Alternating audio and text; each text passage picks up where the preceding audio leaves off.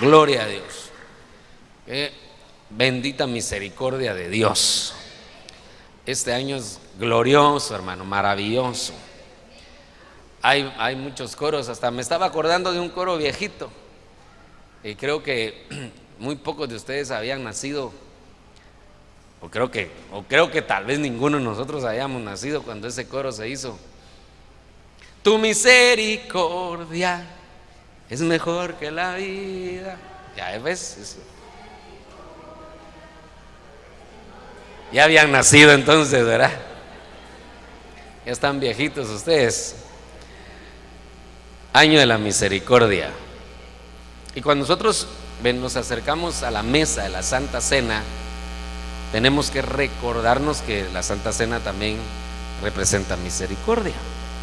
Así que vamos a hablar de algunas cosas y yo quiero, en el nombre de Jesús, que el Señor me ayude a trasladarle algunos pensamientos. Y quiero que leamos, yo le he puesto al tema la ofrenda sobre el altar. Y quiero basarme en Hebreos capítulo 10 y versículo 10. Fácil de aprenderse, mire, Hebreos 10:10. Por esta voluntad hemos sido santificados mediante la ofrenda del cuerpo de Jesucristo, una vez y para siempre. Entonces aquí note que lo que nos santificó fue una ofrenda.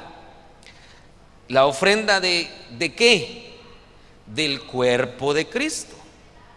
Ahora, acuérdese que la Biblia dice que el pan representa su cuerpo y el vino representa su sangre.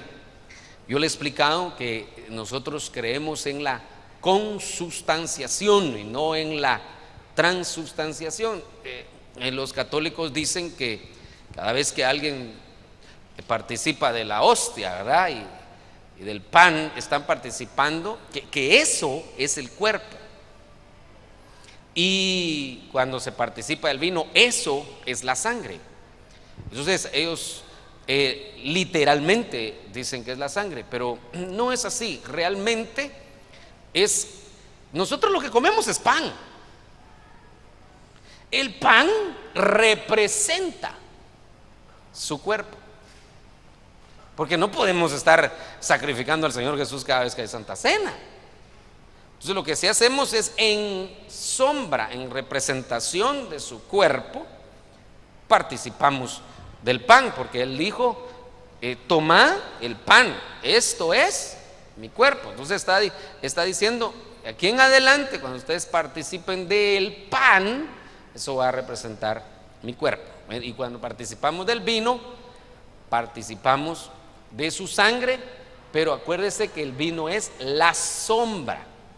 Entonces participamos del vino en figura, en sombra, pero recibimos los beneficios de su sangre. Participamos del pan en sombra, en figura de su cuerpo, pero recibimos los beneficios de su cuerpo. Espero que me esté dando a entender. Entonces, cuando hablamos de la Santa Cena, podemos hablar del cuerpo. ¿Qué hizo el cuerpo de Jesucristo? Y una de las cosas es que su cuerpo sirvió como ofrenda, como una ofrenda. Diga conmigo, ofrenda. Entonces, si su cuerpo sirvió como ofrenda y nosotros hoy participamos del pan como una sombra, como una representación de su cuerpo, entonces estamos recordando una ofrenda que se hizo. Ahora, el punto es el siguiente: cuando se presentaba una ofrenda, se presenta sobre un altar. Las ofrendas siempre están relacionadas con altar. Cuando usted incluso trae su ofrenda al alfolí, el alfolí de alguna manera es una especie de altar en la cual usted deposita su ofrenda, hablando de la ofrenda material, ¿verdad? Pero una ofrenda siempre está relacionada con altar. Por eso dice la Biblia, cuando traigas tu ofrenda al altar. ¿Ha leído ese pasaje, verdad? Y ahí te acuerdas de que tu hermano tiene algo contra ti. Ahora, yo quiero que miremos esto. los judíos no llevaban la ofrenda al altar. Sí estaba cerca del altar, pero dice que era un cofre. O sea, no la llevaban al altar del holocausto ni al altar del incienso, sino que a un cofre, al alfolí, un cofre donde se recibían las ofrendas. Pero note que el Señor está diciendo: cuando traigas tu ofrenda al altar. Entonces está diciendo que la ofrenda está relacionada con altar. Y ahí te acuerdas que tu hermano tiene algo contra ti, entonces ven, ponte a cuentas con tu hermano y luego ven y presenta tu ofrenda. Muy bien. Y ahí siempre que nosotros vemos cuando David presentó aquella ofrenda porque estaban bajo juicio, tuvo que levantar un altar. Cuando Abraham presentó una ofrenda, tuvo que levantar un altar. Siempre que había una ofrenda, había un altar. El punto es que si el cuerpo de Jesucristo fue una ofrenda, se tuvo que haber levantado un altar. Y el altar que se levantó fue la cruz. Sobre la cruz se subió, la cruz sirvió de altar y su mismo cuerpo sirvió de ofrenda. Entonces ahora nosotros recibimos la administración de su cuerpo cuando participamos del pan. ¿De qué sirvió su cuerpo? De ofrenda. Su cuerpo se puso sobre el altar, una ofrenda sobre el altar. Nosotros tenemos entonces esa administración. Tenemos que saber que también nosotros somos habilitados, oiga esto, a través de la Santa Cena, a presentar ofrendas sobre el altar. Es decir, nadie que participa de la Santa Cena debería de tener problemas para presentar ofrendas sobre el altar. Te lo voy a volver a decir otra vez. Nadie que participa de la Santa Cena debería de tener problemas de presentar ofrendas sobre el altar. Es decir, para el pueblo de Dios debería ser fácil ofrendar. ¿Por qué? Porque participa de un cuerpo que sirvió de ofrenda. Entonces es habilitado para ofrendar. ¿Qué cosa esta? Entonces, si hemos tenido problemas para ofrendar, hoy, hermano, le vamos a pedir al Señor que nos habilite, porque a través de la ofrenda también el Señor nos quiere bendecir a nosotros.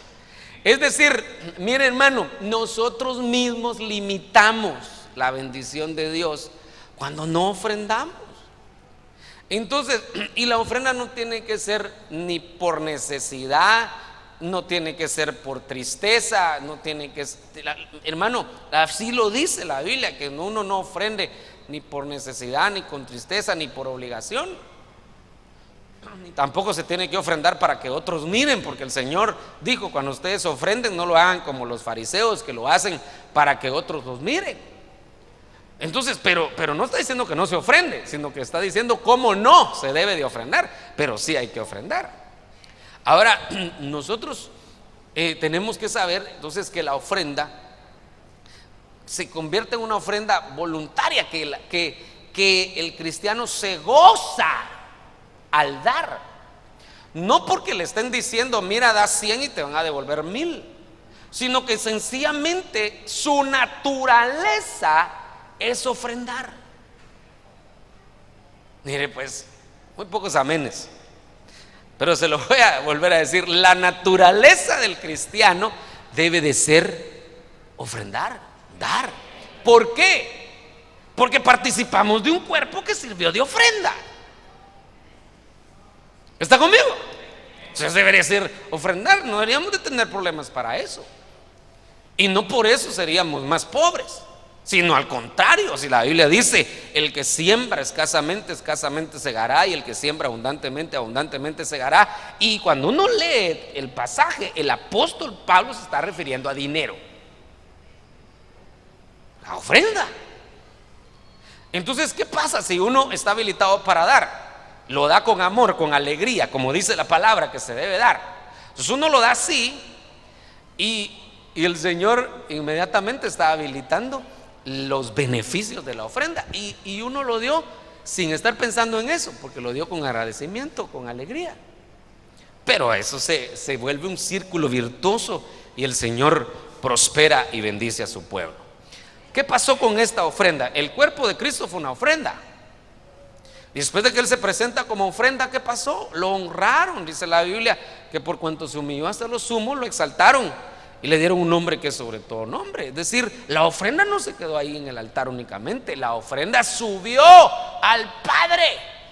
El Padre la recibió como un olor grato y después vino el beneficio. ¿Está conmigo? Muy bien. Entonces, participar en la Santa Cena es una habilitación para dar, para ofrendar. Muy bien. Y se lo dejo así como algo que usted lo debería tomar en cuenta, yo también. Pero no es solo la ofrenda material la que ponemos sobre el altar, sino hay otras cosas que se ponen sobre el altar como ofrenda,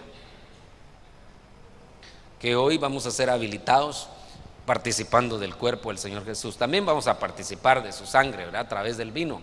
Pero eso vamos a hablar del cuerpo. Entonces, yo miro que hay algunas cosas. Por ejemplo, mire esta, Apocalipsis capítulo 6 y versículo 9.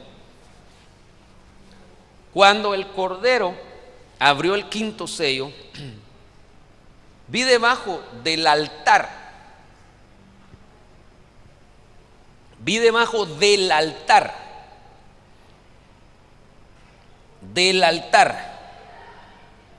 las almas de los que habían sido muertos a causa de la palabra de Dios y del testimonio que habían mantenido. ¡Hala, qué cosa esa! Ahora noten que ¿por qué estas almas estaban debajo del altar? ¿Por qué estaban ahí? Porque llegaron a estar debajo del altar. Y dice que habían sido muertos. Entonces, lo que sucedió fue que ellos dieron su vida sobre el altar. Y por eso es que sus almas las guardaron bajo el altar. ¿Qué cosa es, hermano? Su vida misma ofrendaron. Claro que nosotros tenemos que ver que aquí está hablando de decapitados también, que algunos que se quedaron en la tribulación. Pero yo ahorita no estoy hablando de escatología, sino que quiero que veamos el simbolismo. ¿Por qué terminaron debajo del altar las almas? Porque se ofrecieron sobre el altar. Entonces, murieron sobre el altar y entonces después sus almas quedaron debajo del altar. Ahora, ¿por qué murieron sobre el altar? ¿Cuál fue la ofrenda sobre el altar? Ellos mismos, su vida. Murieron. Entonces ellos, al morir a sí mismos, se subieron al altar. Pero mire cómo fue su muerte. ¿Por qué fue su muerte? A causa de la palabra de Dios y a causa del testimonio. ¿Qué cosa? Que habían mantenido. Entonces, una de las cosas que se ponen sobre el altar, aquí hay dos, ¿verdad? Es morir a causa de la palabra. Yo no sé que usted, si alguna vez a usted lo han perseguido por causa de la palabra de Dios, pero hay cosas de la palabra de Dios que se han vuelto rema para nosotros, una bendición para nosotros, las ponemos en práctica y otros nos pueden perseguir por eso, nos pueden criticar por eso, nos pueden hacer burla por eso. Pero usted dice, no, yo sé, yo ya entendí esta palabra de Dios y yo lo voy a seguir haciendo, ¿qué me importa lo que piensan los demás? Y usted lo hace. Entonces usted está muriendo. Usted está muriendo a su yo por poner en práctica la palabra de Dios. Eso es una ofrenda. Pero aquí también dice, y se lo subrayé con verde, que dice, habían sido muertos a causa de la palabra de Dios y del testimonio que habían mantenido. Muy bien. Ofrenda sobre el altar, nuestro testimonio. Ofrenda sobre el altar, nuestro testimonio. Entonces, mire, la Santa Cena nos debería de habilitar para dar un buen testimonio. Dice, hermanos, aquí en la iglesia todos parecemos santos. Bueno, hemos sido santificados por la fe, ¿verdad? Pero parecemos nosotros, hermano, inmaculados, que no matamos ni una mosca, ¿verdad? Pero hay que ver cuando salimos de la puerta. Ok, ¿debería de andar alguien detrás de nosotros? No. Qué feo es andar detrás de la gente, hermano. Si cada quien es responsable delante de Dios de su vida. Hay que andar detrás de los muchachitos, ¿verdad? De 5 o 6 años para que no se golpeen, para que no se caigan. Pero andar detrás de alguien de 20 años. No, si ya nosotros tenemos una responsabilidad individual delante de Dios. Entonces imagínense qué trabajo sería para un pastor andar detrás de las ovejas. Pero lo que sí tiene que hacer un pastor es ministrarle la Santa Cena a sus ovejas. Porque con la administración de la Santa Cena el pueblo es habilitado para mantener un buen testimonio. Ahí sí ya no hay problema. ¿Cuántos quieren subirse al altar? Porque a veces decimos el altar, ¿verdad? Que hacer un culto en la casa. Sí, eso puede ser un altar familiar. Pero aquí lo que nos está diciendo es que se subieron al altar por causa de la palabra y por causa de su testimonio. Si queremos ser una ofrenda como fue el cuerpo de Cristo, que hoy nos van a habilitar, tenemos que pedirle al Señor que nos ayude a tener un buen testimonio con los de afuera. Amén. Cuide su testimonio. Si tiene deudas, pague, tome chocolate y pague lo que debe, hermano. Si tiene problemas con el vecino, mire la forma de minimizarlos. Si tiene algún problema en su trabajo, pídale al Señor la sabiduría y cambie su actitud. Pero estamos llamados a subirnos al altar con la administración del cuerpo de Cristo, manteniendo un buen testimonio. ¿Cuántos van a tener un buen testimonio afuera? El Señor lo va a ayudar. Por eso hoy vamos a ser ministrados con la Santa Cena. Amén. Miremos otra cosa. Apocalipsis 8:3. Otro ángel vino y se paró ante el altar. El altar. Con un incensario de oro, y se le dio mucho incienso para que lo añadiera a las oraciones de todos los santos sobre el altar de oro que estaba delante del trono. Entonces, ¿qué otra cosa sirve de ofrenda sobre el altar? Así como el cuerpo de Cristo fue ofrenda, la oración. Si hoy vamos a participar de una ofrenda, deberíamos de ser habilitados para ofrendar. Una de las cosas que se ofrendan es oración. Y la Biblia dice literalmente que esa oración sube como olor al incienso. Qué cosa más preciosa cuando usted se pone a orar. Y fíjese que lo más interesante es que uno ni siquiera tiene que decir su nombre cuando va a orar. Señor, yo soy Jimmy. ¿Te acuerdas de mí, Señor? ¿Cuántos dicen su nombre cuando van a orar? No hay necesidad. ¿Sabe por qué? Porque en los 7,000 millones de personas que hay en el mundo, ni uno tiene el mismo timbre de voz que tiene usted. El timbre de voz es único. Por eso es que hay sistemas de seguridad donde para abrir una caja fuerte o para abrir una puerta, con la voz se activa, porque nadie más puede tener. Es como la huella dactilar o como la retina del ojo, nadie más. O como la oreja. Dice, ¿qué cosas? Esas 4 cosas: la oreja, el ojo, las huellas, y ¿qué me falta? Y la voz, son únicas. Entonces, cuando usted dobla sus rodillas y usted empieza a orar, el Señor sabe que es usted, porque nadie tiene otro timbre de voz igual. Entonces usted empieza a orar, y eso empieza a subir como un incienso.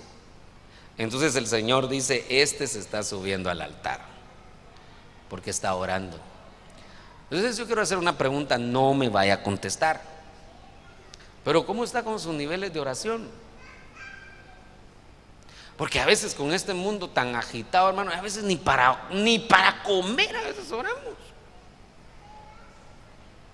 Nos sentamos y a atragantarnos todos, hermano. Ya no oramos ni para comer. No, es que estoy tan bendecido que ya no tengo tiempo para orar. Ay, qué cosa esa, va. Hay que apartar un tiempo para orar. Y debería de ser sin ser forzado. Por eso vamos a ir habilitados. Su cuerpo sirvió de ofrenda, entonces nos habilita para ofrendar. ¿Cuál es una de las ofrendas sobre el altar? La oración. Que el Señor nos ayude en este año. Estamos hoy participando en nuestra primera Santa Cena de este año 2015. Pedirle al Señor que nos habilite para orar. Miren, hermano, nuestra vida sería más fácil si oráramos. Hubieran menos problemas en los matrimonios si oráramos.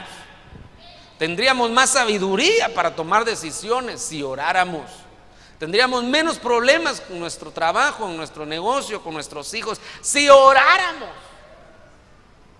La oración es vital para nuestra vida. Y hoy el Señor nos va a habilitar. Y de hecho le quiero invitar para que no falte la oración. Mañana venga, así como está la iglesia hoy, así debería estar en los cultos de oración, hombre. Lo invitamos. La oración no es menos importante. La oración es una ofrenda que se pone sobre el altar. Entonces ya llevamos dos, ¿verdad? El buen testimonio, la oración. Amén. Apocalipsis 11:1. Me fue dada una caña de medir semejante a una vara, y alguien dijo: levántate y mide el templo de Dios y el altar y a los que en él adoran. Entonces, otra ofrenda sobre el altar es la adoración. Y miren que le estoy poniendo cosas que no cualquiera hace. Por ejemplo, no cualquiera se preocupa por su buen testimonio. No cualquiera se preocupa por orar. Y no cualquiera le pone énfasis a la adoración. Mire, hoy, hermano, está bien bonita la adoración, desde que el hermano empezó a ministrar y bien bonito. Y lo que uno tiene que hacer es meterse y dejarse llevar por el río de Dios y poder entonar poemas al Señor. La adoración es como darnos a Él con palabras que expresen lo que estamos sintiendo por Él.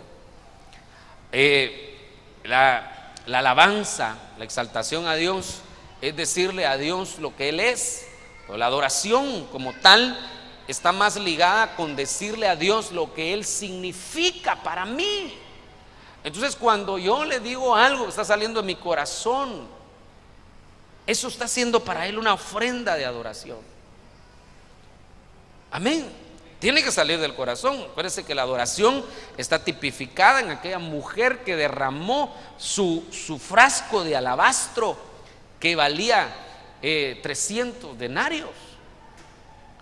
Y eso significaba un año de trabajo. Ella derramó el perfume a los pies del Señor. Esa es la adoración. Porque lo que estaba derramando a los pies del Señor era su vida, era un año de trabajo lo que ella estaba entregando ahí. Entonces, cuando uno adora al Señor, está entregando su vida. Está diciendo, de su interior sale todo aquello: Señor, tú eres mi Padre, eres mi refugio, eres mi fortaleza. Y todas esas experiencias que usted ha tenido con el Señor empiezan a salir y empieza usted a acercarse a Él. Adoración. La adoración no es menos importante. Miren, no es menos importante que la palabra. Hay gente que viene a la palabra puntual. Está bien, si tuvo un atraso está bien, pero que no se vuelva costumbre.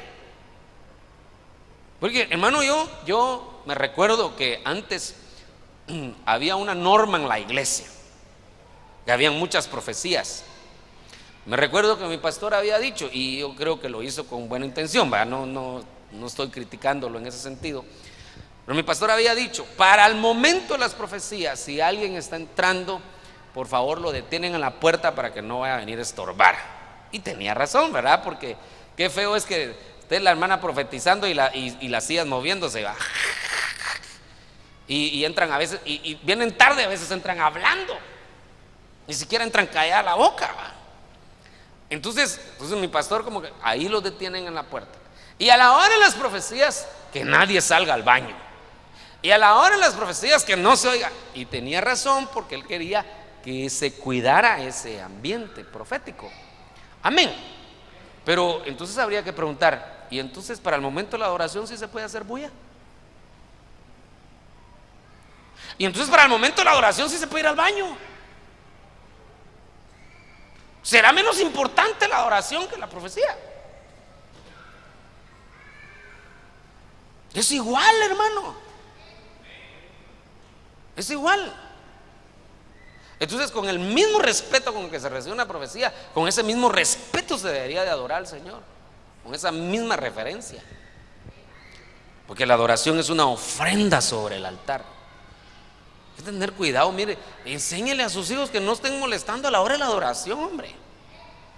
Yo sé que los niños de brazo, pues de plano, pero ya hay niñitos ya grandecitos que entienden. Déjame adorar, hombre. Y es más, párelos, no los deje sentados, párelos a que ellos adoren también. ¿O no? ¿O no deberían de, o quién le debería enseñar? ¿Podría ser el pastor? Vos parate a adorar. No, hombre, debería ser usted como padre. Que todos nos metamos a adorar al Señor. La adoración es importante. Diga conmigo, el buen testimonio es importante. La oración es importante. La adoración es importante. Es indispensable. Son ofrendas que se ponen sobre el altar. ¿Qué nos va a habilitar para eso? Participar conscientemente de la Santa Cena. Porque hay gente que participa y no está consciente de los beneficios que está recibiendo. ¿Está conmigo todavía, hermano? ¿No se ha enojado conmigo usted?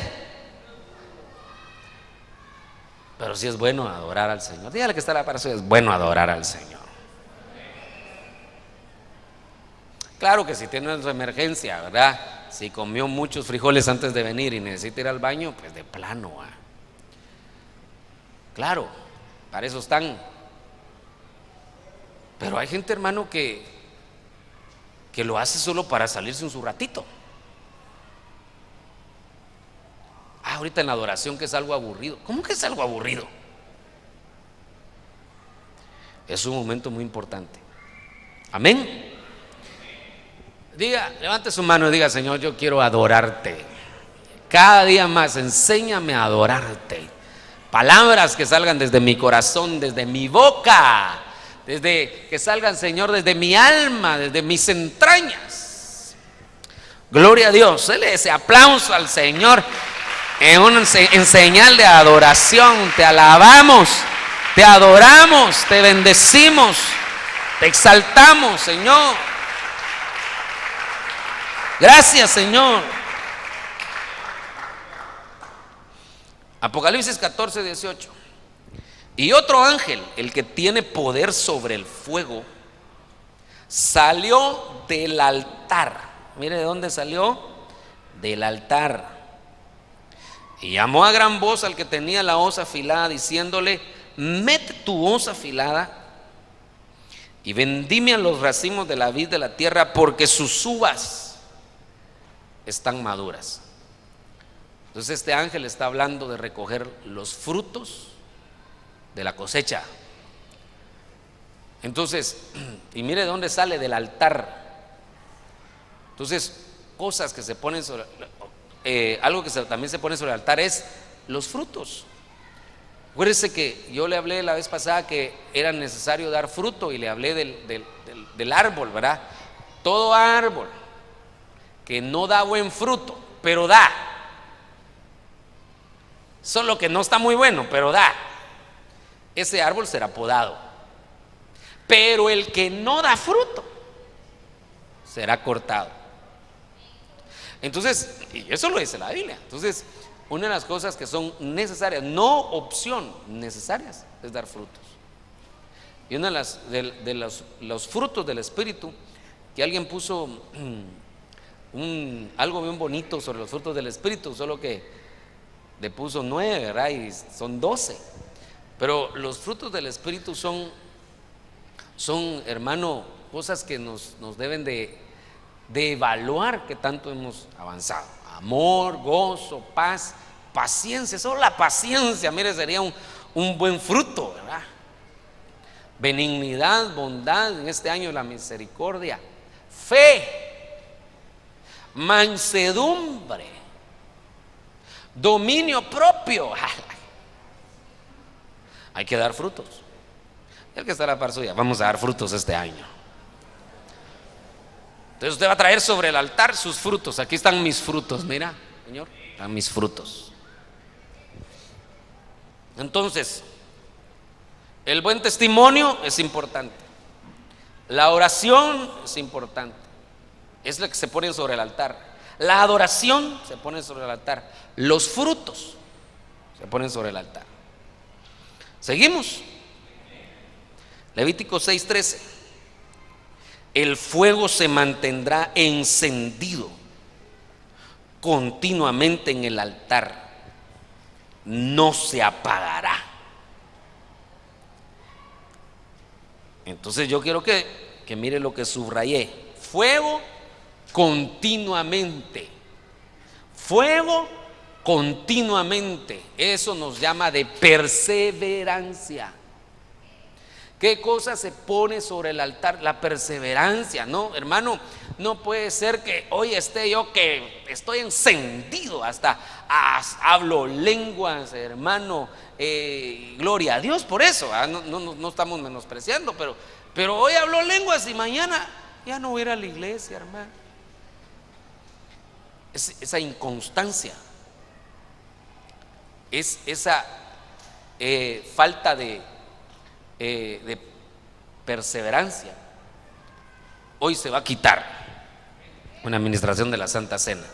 El fuego tiene que estar encendido continuamente, hoy, mañana, pasado, y así continuamente, con el mismo deseo, con la misma pasión. Y cuando usted sienta que la pasión ha disminuido por el servicio, por buscar a Dios, busque administración, busque oración. Usted no sabe que con una oración uno puede ser habilitado, hermano. Con una profecía, algo el Señor puede hacer, pero busque ayuda y no deje que se apague el fuego. No deje que se apague esa pasión, sino que continuamente. Muy bien, vamos haciendo resumen, ¿verdad? Testimonio, diga conmigo, buen testimonio. Oración, adoración, frutos, perseverancia. Amén. Levíticos 9:13. Y le dieron el holocausto en pedazos, con la cabeza, y los quemó sobre el altar. Este pasaje de Levíticos 9:13 tiene mucha enseñanza. Solo me centré en esto porque es algo de lo que quiero hablarle. Y dice que los quemó sobre el altar. Y dice el versículo 14: lavó también las entrañas y las patas,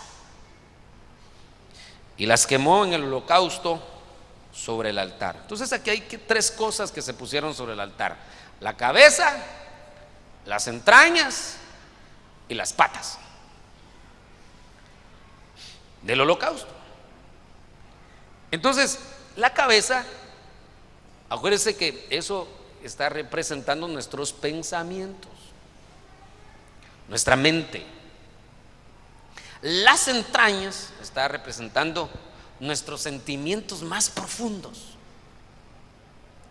y las patas está representando nuestro caminar. Ahora, eso se puso sobre el altar.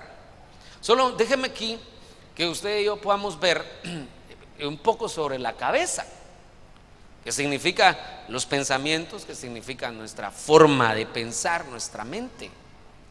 Porque si algo es muy importante que el cristiano sea ministrado, es en su mente. Porque si su forma de pensar cambia, va a ser bendecido. Porque hay gente que viene al Señor, pero su forma de pensar no cambia. Y la Biblia dice, tal como piensa el hombre, así es él. Así es. Yo me muevo según lo que yo pienso, como me debo de mover. Yo hago lo que yo pienso que es correcto. Yo hago lo que pienso que debo hacer. Entonces mi pensamiento, mi mente es la que me mueve, no mi cerebro, porque yo le he explicado que el cerebro como tal solo es un músculo que es utilizado por la mente, pero la mente está en el alma, pero la mente domina. Entonces hay cristianos, hermano, que son bonitos, pero todavía tienen a veces mente de esclavo. Hay gente que tiene mente de mendigo siendo cristiano. Todo eso tiene que ir cambiando, hermano. Mire, fíjese que hay gente que se acostumbró a decir que no tiene dinero, porque en algún momento no tuvo dinero. Pues en ese momento sí estuvo bueno, no tenía. Pero a veces tiene y siempre dice que no tiene, y siempre se anda quejando y tiene. Entonces se aprendió a quejarse. Ese hermano es gente que lo que estás a veces buscando, yo no digo que usted, estoy poniendo ejemplos, que lo que está buscando es que siempre hay alguien que le dé. Y está bueno, en algún momento eso se puede dar, pero que nuestra mente no sea acostumbrada a solo deme, sino que también en algún momento diga, no, hoy es tiempo de dar, hoy me toca dar a mí. Ya cuando estuve pasando el Niágara en bicicleta, el Señor me envió ayuda por fulano, por sutano. Ahora que estoy bien, ahora me toca dar. Bueno, entonces su mente ahora está en otra posición. Hay gente también, hermano, que mentalmente manipula a los demás porque tiene un espíritu de víctima. Siempre que le pasa algo, nunca tuvo la culpa. Es que nadie me quiere, es que yo no sé, pero como que le caigo mal. Pero siempre haciéndose la víctima. Ese espíritu de víctima tiene que ser quitado. Vamos a ser ministrados, porque en algún momento también hay que reconocer que uno también comete errores. El que tiene el espíritu de víctima no reconoce sus errores, sino siempre le echa la culpa a los demás, y que los demás son ingratos, que los demás aquí, que los demás allá. Entonces alguien estaba en una ocasión, hermano, hablando con alguien, y me estaba echando la culpa de un montón de cosas a otros. Y yo le pregunté a esta persona, ¿y no tenés algo de culpa en eso? Y al principio como que no, pero después me dijo, bien, pastor, entonces empecemos por eso, arreglar lo tuyo, y después los demás van a arreglar lo de ellos. Nosotros queremos arreglar a medio mundo y nos arreglamos nosotros. Entonces, hermano, a veces, mire, sucede mucho a veces, no en todo, ¿verdad? Pero en algunos matrimonios, que a veces ese espíritu de víctima está, o es él o es ella, y eso crea inestabilidad. Tenemos que ser libres de todo eso, hermano. No a una mente de esclavo, no a una mente de víctima, no a una mente de mendigo, sino que tengamos la mente de Cristo, hermano, que aprendamos a pensar como Él piensa, hombre. Una de las cosas que a Él le gusta es darse para los demás. ¿Está conmigo? Cambio nuestra manera de pensar. Pero esa manera de pensar también tiene que ver mucho con el mundo, que a veces absorbe la mente. Hay gente que es cristiana y piensa más mundana y carnal que gente de afuera. Mire, hermano, la forma de pensar se manifiesta de muchas maneras. ¿Dónde uno mira cómo piensa la persona? Oyéndola hablar.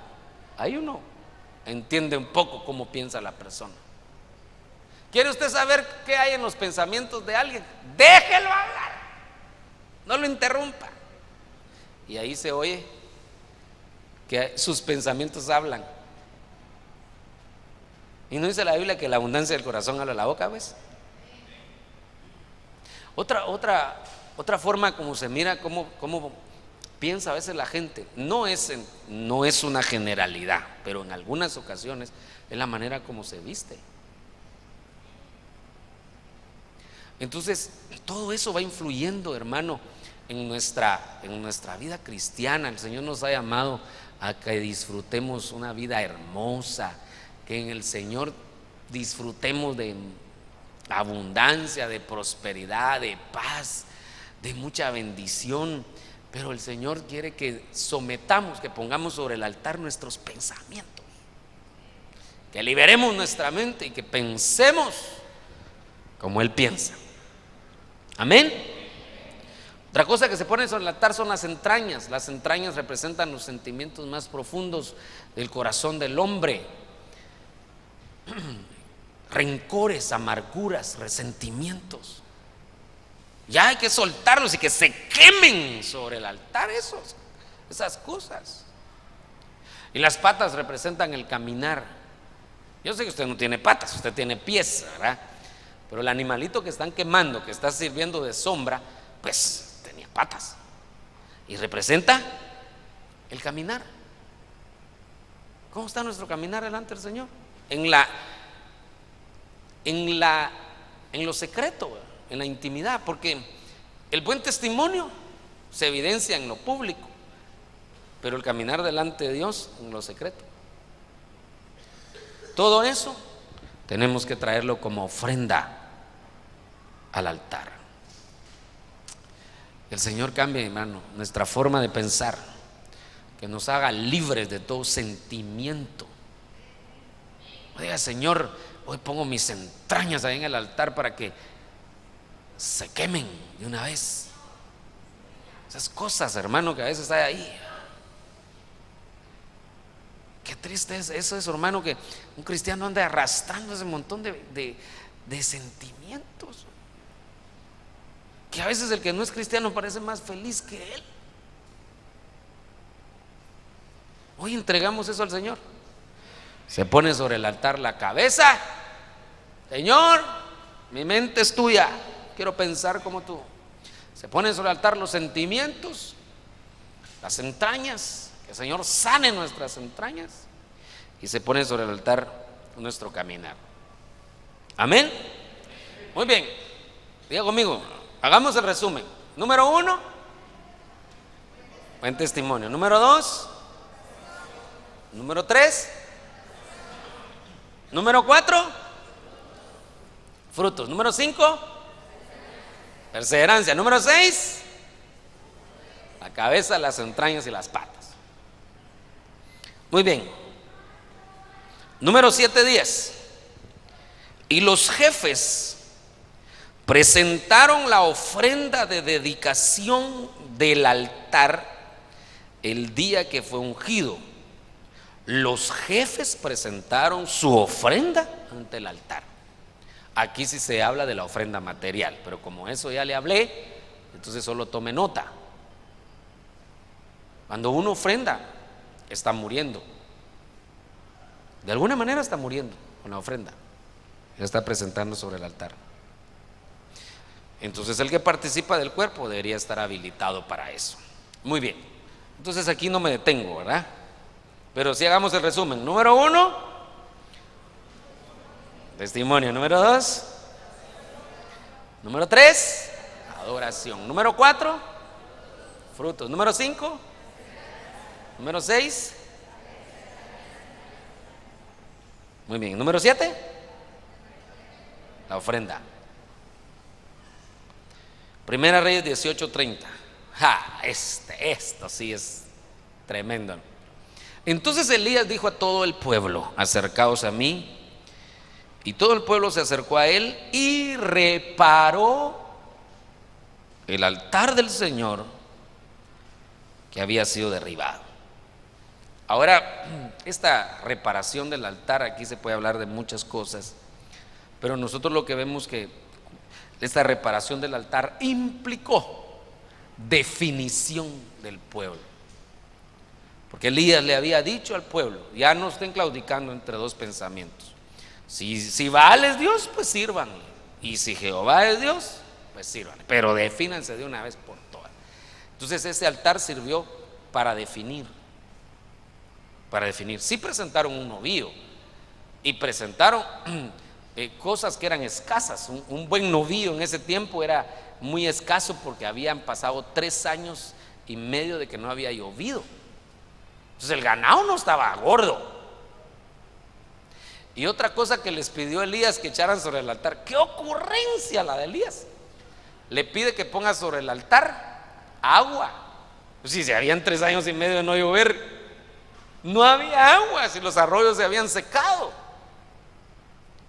Entonces Elías dijo: bueno, vamos a presentar delante del Señor cosas que son escasas, pero las vamos a presentar para que el Señor vea que estamos definidos por Él.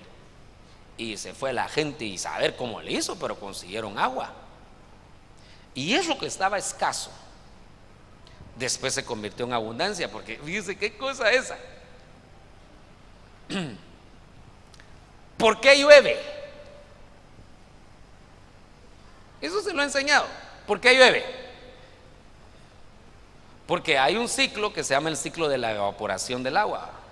Entonces el agua se evapora, se va a las nubes, se condensa y después cae. Entonces lo que ahí iba a pasar después de la definición era que iba a llover, pero no podía llover si no había primero semilla, agua que se evaporara, se condensara y después lloviera. Entonces a veces eso nos habla, perdone que hoy le esté hablando un poco de lo material, ¿verdad? Pero hay que aprovechar cuando el Espíritu nos mueve para que nosotros también seamos prosperados. Yo le dije la vez pasada, hermano, que es cierto que nuestro mensaje no está centrado en la prosperidad, pero también es cierto que Dios prospera a su pueblo y hay que hablar de eso. Entonces a veces hay gente que no da porque está en escasez, y lo que hizo fue romper el ciclo, y si no dio, no se presentó nada y por lo tanto no regresó la bendición. Ahí el agua estaba escasa, la gente a pesar de la escasez dio, y después se vino un aguacero después de 3 años y medio. Muy bien, pero el punto central aquí es que la gente se definió por el Señor. ¿Para qué sirvió este altar? Para que la gente se definiera. ¿Qué se presenta en el altar?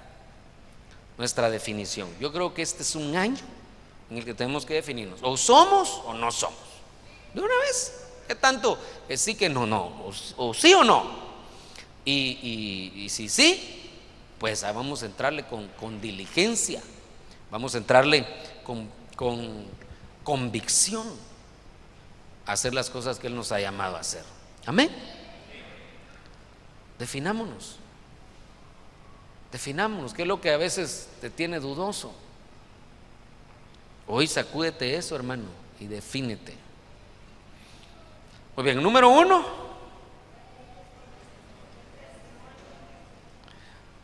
número 2, número 3, adoración. Número 4, los frutos. Número 5, perseverancia. Número 6, la cabeza, las entrañas de las patas. Número 7, ofrenda material. Número 8, ok. Me iba a quedar aquí, pero fíjese que mientras sube el hermano o la hermana del piano, quiero que leamos este último, Malaquías 2:13. Y esta otra cosa 6 cubrís el altar del Señor de lágrimas, llantos y gemidos, porque Él ya no mira la ofrenda ni la acepta. Mire qué cosa. Ya no mira la ofrenda ni la acepta con agrado de vuestra mano. Y vosotros decís, ¿por qué? Porque el Señor ha sido testigo entre tú y la mujer de tu juventud, contra la cual has obrado deslealmente, aunque ella es tu compañera y la mujer de tu pacto. Entonces mire, pues aquí yo quiero que vea. Ellos presentaban sobre el altar lágrimas, no se los recibían; llantos, no se los recibían; lamentos, no se los recibían; presentaban sus ofrendas, no se las recibían, porque faltaba que todo eso que ellos hacían fuera acompañado con algo, y era la fidelidad a su cónyuge. Esto en el caso de los casados es terrible, hermano. ¿Qué se presenta sobre el altar? Los llantos sí está bien, los lamentos está bien, la ofrenda está bien, pero no la van a aceptar si junto con la ofrenda no se presentó la fidelidad conyugal. Por eso dice la Biblia que honroso sea en todos el matrimonio, dice la versión, la Reina Valera 60, y el hecho sin mancilla. Pero esa palabra lecho sin mancilla lo traducen otras versiones de la siguiente manera: honrosos sean todos el matrimonio y la fidelidad conyugal. Eso es que sea honroso. Entonces aquí lo que se presentaba delante de Dios era fidelidad. ¿Por qué no aceptaba todo lo demás? Porque no había fidelidad. ¿Qué se presenta sobre el altar? Fidelidad. Ahora, esa obviamente aquí está enfocado en la fidelidad conyugal, pero miremos la fidelidad como algo general. Fidelidad a Dios, fidelidad a los padres en el caso de los hijos, fidelidad a la congregación, fiel en todo. Y la Biblia dice que uno puede ser fiel hasta en el uso del dinero. El que es fiel en el uso de lo ajeno, entonces hay que ser fiel en el uso del dinero. Le darán lo propio. Hasta en eso se prueba la fidelidad. ¿Usted cree que Dios es fiel? ¿Cómo manifiesta Él su fidelidad? Cumpliendo sus promesas, no dejándonos en ningún momento. Así tenemos que ser nosotros con otros. ¿Qué se presenta sobre el altar? Fidelidad. Muy bien, lo voy a dejar hasta ahí, pero hagamos el resumen. Número 1, buen testimonio. Número 2, oración. Número 3, adoración. Número 4, frutos. Número 5, perseverancia. Número 6, la cabeza, entrañas y patas. Número 7, ¿perdón? Ofrenda material. Número 8, Definición. definición. Número 9, fidelidad. Fiel. Fiel. Hoy vamos a ser habilitados con la Santa Cena para presentar esas ofrendas. Así como su cuerpo fue una ofrenda, yo también quiero ser una ofrenda. Y cantábamos un coro antes, que quiero ver si lo cantamos, que decía: